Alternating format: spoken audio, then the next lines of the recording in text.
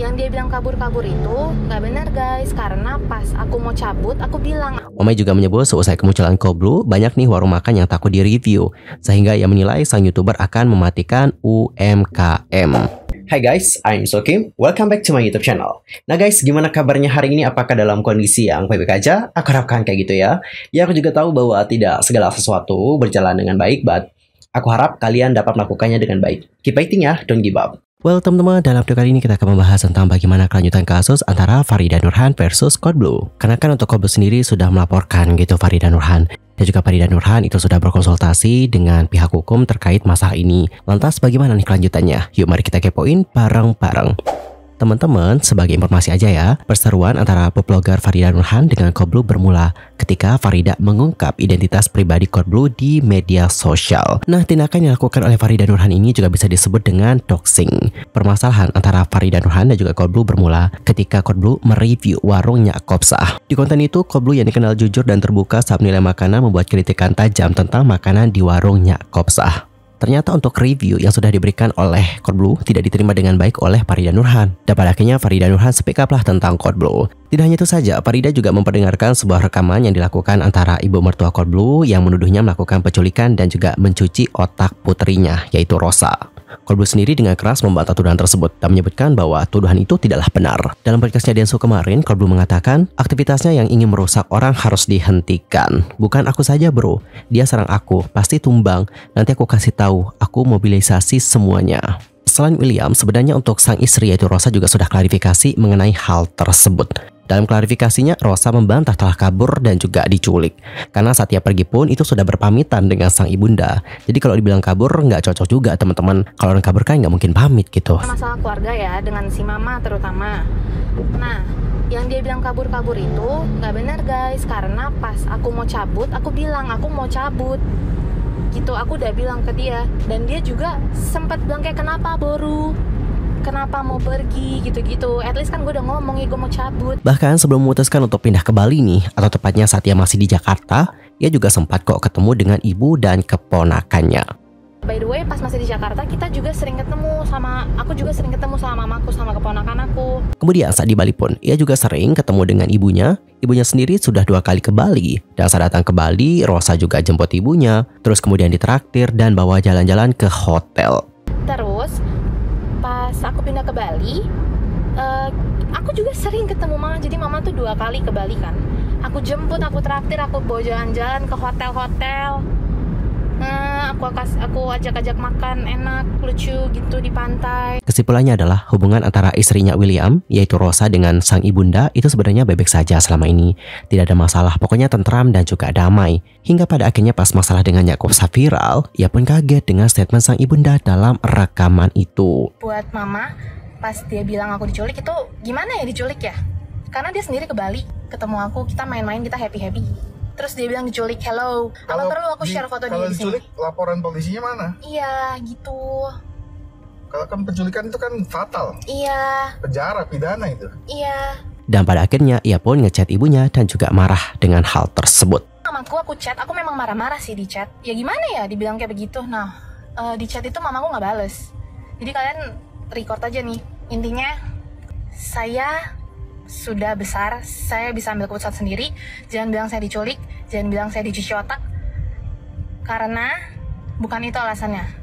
Oke. Atas hal tersebut, Kodblu kemudian melaporkan Farida Nurhan. Dalam channel YouTube-nya Dr. Richard Lee, William membenarkan melaporkan Farida Nurhan dengan tuduhan mencemarkan nama baik. Dia mengatakan dari laporan dan juga bukti yang ada, hanya 1 pasal yang dikenakan ke Farida Nurhan. Lebih lanjut, Kodblu mengatakan laporannya yang bisa kena ternyata cuma 1, adalah pencemaran nama baik. Jadi dengan sengaja merusak nama baik orang di publik dengan memposting rekaman suara orang lain yang disebarluaskan melalui sosial media secara publik dan terang-terangan. Yang nonton banyak. Soal doxing yang banyak membuat netizen geram, dikatakan Kodblu tidak bisa dikenakan kepada Farida Nurhan. Dalam tuduhan ini tidak ada dokumen pribadi yang disebarluaskan. Contoh seperti KTP. Doxing itu nggak kena. Pintar dia karena tidak ada dokumen resmi yang dia sebarluaskan. Jelas Kodblu. Kodblu aka William juga mengatakan dugaan doxing yang dilakukan Farida Nurhan karena melihat fotonya 15 tahun lalu. Saat itu berat tubuh pria bernama lengkap William Anderson ini mencapai sekitar 130 kg. Sementara itu untuk Farida Nurhan juga sudah speak up mengenai masalah doxing ini. Salah satunya adalah dalam acara Pagi-Pagi Amyar. By the way, ada yang nonton gak sih Farida Nurhan pas saat tampil di acara itu? Kalau ada yang nonton, say hi dulu dong di kolom komentar. Nah, menjawab mengenai tuduhan doxing, Farida Nurhan mengatakan, "Tidak, saya tidak melakukan itu. Saya menyebutkan namanya, tapi saya tidak pernah menunjukkan wajahnya karena saya tahu dari sumber ini. Saya tenang-tenang saja. Itu pancingan saya supaya Koblu menunjukkan wajahnya. Jadi bagus kalau Koblu mereview-review ke warung-warung UMKM. Takut reviewnya sadis, mereka tinggal nolak saja. Super sangat simple sekali. Gak ada niat saya membuat kericuhan. Mungkin storytelling saya salah. Saya buat videonya aja jam 1 malam. Omai menegaskan dirinya tidak mau minta maaf. Akan tetapi, bila benar dirinya nanti mendapatkan panggilan polisi, Farida Nurhan siap memenuhi panggilan polisi tersebut. Tapi saya adalah warga negara Indonesia yang baik. Seandainya nanti saya dipanggil, saya pasti datang. Kan bukti-buktinya ada. Saya mau dilaporkan, monggo dilaporkan. Saya disuruh minta maaf, saya nggak mau minta maaf. Saya memang tidak ambil pusing. Saat ini saya ngomong kayak apapun percuma karena saya sedang di pihak antagonis atas perlakuan saya. Jelas dari Farida Nurhan. Dan seperti yang aku lansir dari detik.com, Farida Nurhan juga ditemui oleh wartawan ketika berada di studio Trans TV. Pada kali itu, Farida juga membahas tentang dugaan doxing yang dilakukan olehnya. Menjawab tentang hal itu, Farida mengatakan, "Saya nggak menunjukkan wajahnya, cuman ngomong gini doang. Itu yang nama saja. Tapi kan itu ada nih WA dan segala macam, itu bukan saya. Saya diam saja mau ngomong apa itu. Bukan saya mau dicek kayak apa, itu bukan saya. Saya nggak pernah menyebarkan chat. Yang di live itu doang, saya ngomong gitu doang. Tapi kemarin sudah ngomong sama Bang Fahmi, aku nggak nunjukin wajah." FYI, Fahmi ini adalah kuasa hukumnya Omai ya teman-teman. Omai juga dikabarkan sempat menuding Koblu tak memiliki dasar food and beverage. Rupanya sosok Koblu memiliki basic tersebut, bahkan bergelar S2. Menanggapi hal tersebut, Omai menyebut harusnya punya etika dong di saat mereview rumah makan miliknya Bang Madun. "Saya sudah dengar dari seseorang, tapi menurut saya orang yang punya hati nurani. Kalau memang punya basic F&B dan segala macamnya, reviewnya yang baik dikit, kasihan gitu dong, aku kasihan," kata dari Farida. Omai juga menyebut seusai kemunculan Koblu, banyak nih warung makan yang takut direview, sehingga ia menilai sang YouTuber akan mematikan UMKM. Lebih lanjut, ia mengungkapkan, "Yang DM saya itu banyak, jadi takut warungnya didatangin food blogger. Mungkin cara saya salah, saya gone too far. Tapi dari hati itu doang kasihan. Harusnya S2 mereviewnya nggak seperti gitu dong. Masa Farida Nurhan, bekas pembantu yang lulusan SD SMP, bekas pembantu bisa bertahan sampai 8 tahun dan berusaha nggak menyakitkan orang. Harusnya reviewnya nggak gitu dong."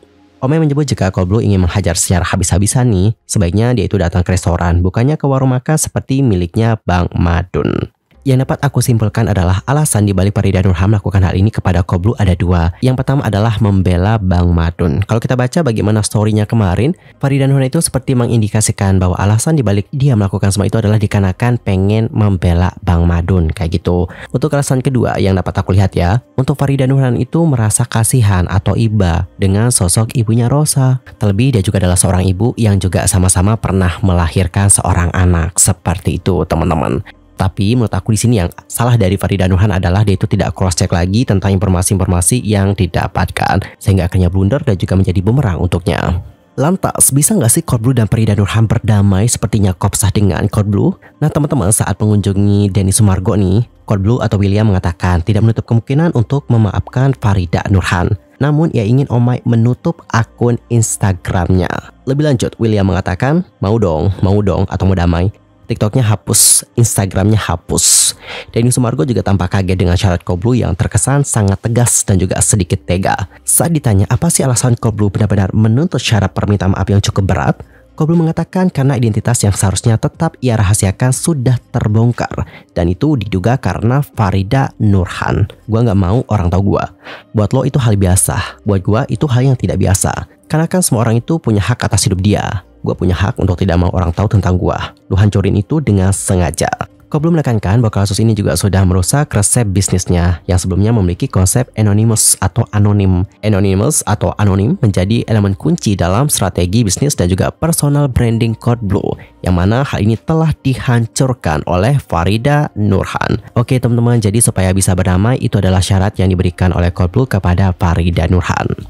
Sementara itu, Direktorat Reserse Kriminal Khusus Polda Metro Jaya sudah menerima laporan dari William. Saat ditemui pada hari Rabu, Direskrimsus Polda Metro Jaya, Kombes Pol Ade Sapri Simanjuntak mengatakan, laporan polisi baru diterima di Unit 1 Subdit Cyber Ditreskrimsus Polda Metro Jaya. Ade menjelaskan, sementara ini pihaknya masih melakukan penyelidikan mengenai kasus tersebut. Untuk laporan yang dilakukan oleh Cold Blue tersebut, itu telah terregister dengan nomor, ini dapat kalian perhatikan. By the way, dokumennya kita dapat dari instastory-nya Cold Blue ya teman-teman, sudah dibagikan oleh Cold Blue melalui sosial medianya. Dalam laporan tersebut, pelapor melakukan dugaan tindak pidana kejahatan informasi dan transaksi elektronik atau ITE, Undang-Undang Nomor 19 Tahun 2016 tentang perubahan atas Undang-Undang Nomor 11 Tahun 2008 tentang informasi dan transaksi elektronik, Pasal 27 Ayat 3, Jangto Pasal 45 Ayat 3, dan atau Pasal 310 KUHP dan atau Pasal 311 KUHP. Well guys, topik tadi menutup perjumpaan kita untuk hari ini. I'm so pamit dan aku juga mohon maaf jika ada kesalahan baik dalam ucapan, sikap, tindakan dan sebagainya. I'm so sorry banget. Dan mungkin ada kesalahan informasi, jangan sungkan-sungkan untuk koreksi aku dengan cara komen di bawah. See you next time. Goodbye.